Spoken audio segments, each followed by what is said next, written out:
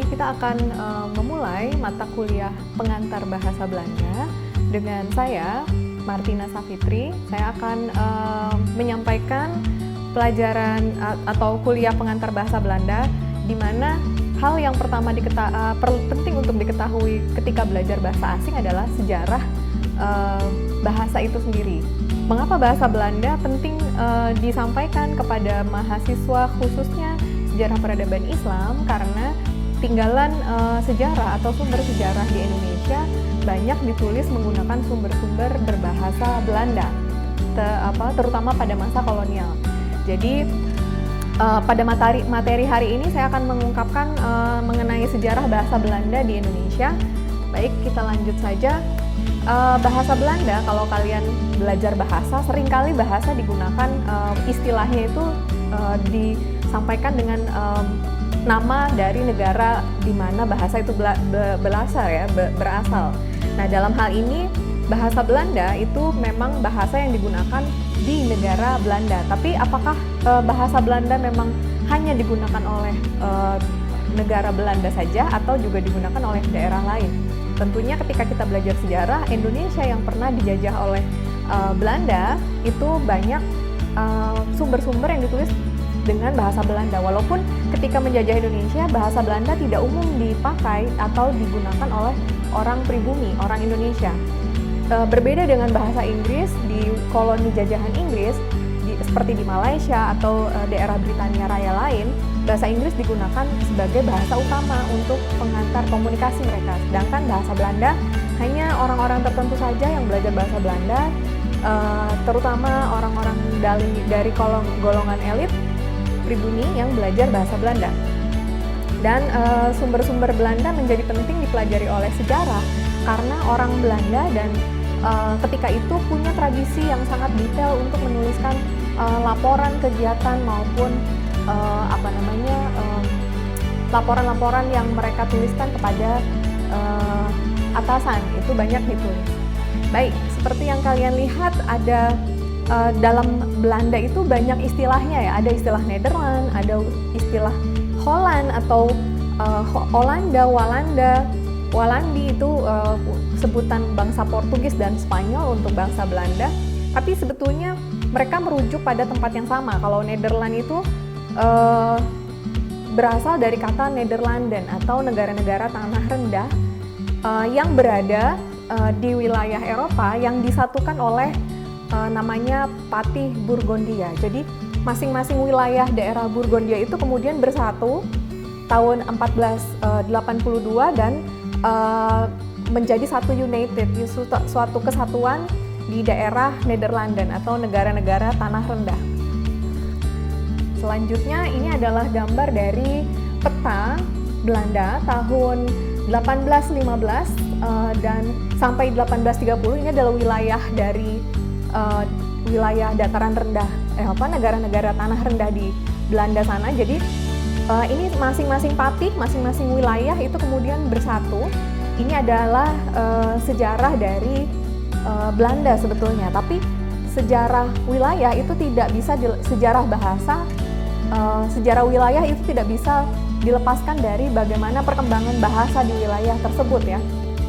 Jadi di sini saya uraikan pada abad ke-16 ada dinasti Karel kelima dari dinasti Hamburg Spanyol itu menyatukan 17 provinsi di Nederland.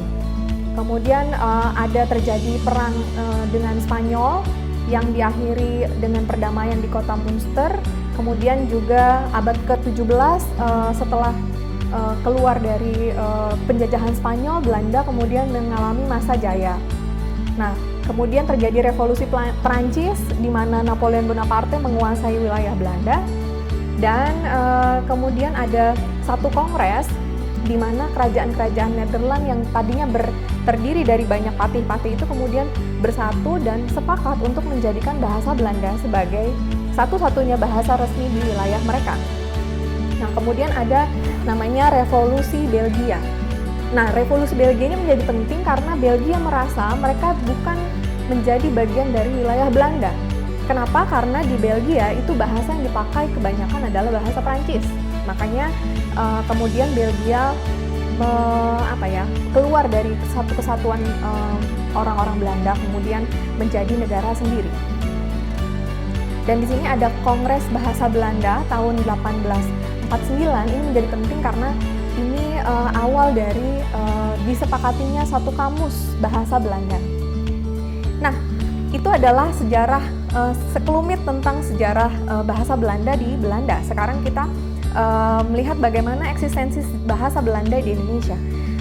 Pertama kali orang Belanda masuk ke Indonesia itu dibawa oleh tokoh namanya Cornelis de Houtman dan Frederik de Houtman yang mendarat di Aceh tanggal 21 Juni 1599. Seperti dilihat, ini adalah interaksi awal mereka bangsa Belanda terhadap penduduk pribumi terutama di wilayah Aceh, dan dari situ mulai ada percakapan.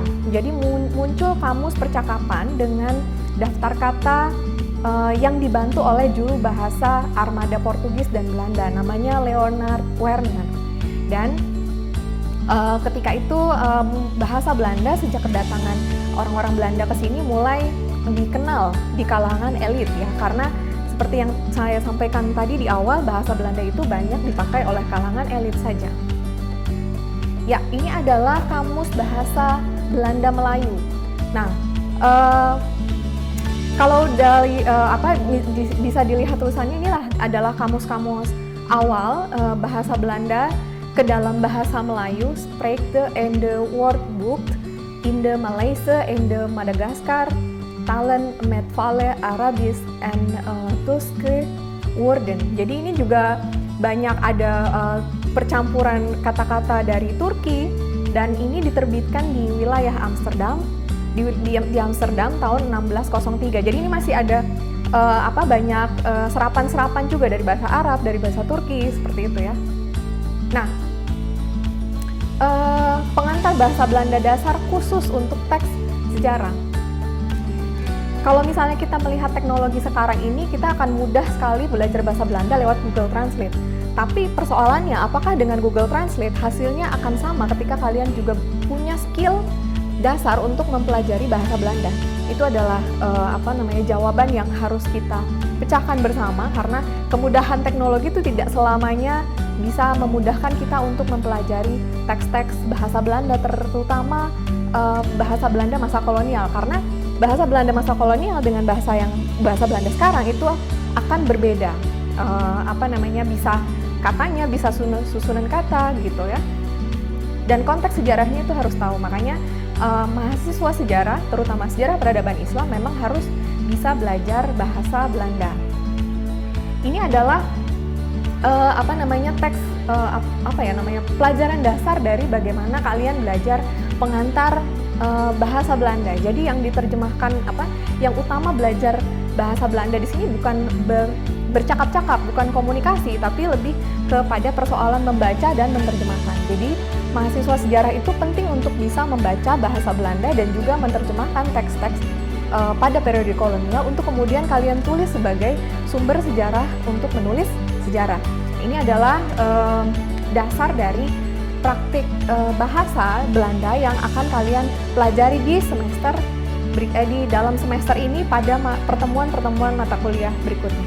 Baik, demikian pengantar saya mengenai sejarah bahasa Belanda di Indonesia, dan pertemuan ke depan kita akan masuk pada tata bahasa dan juga bagaimana cara mempelajari teks bahasa Belanda pada era kolonial. Terima kasih, mohon maaf kalau ada yang kurang berkenan. Assalamualaikum warahmatullahi wabarakatuh.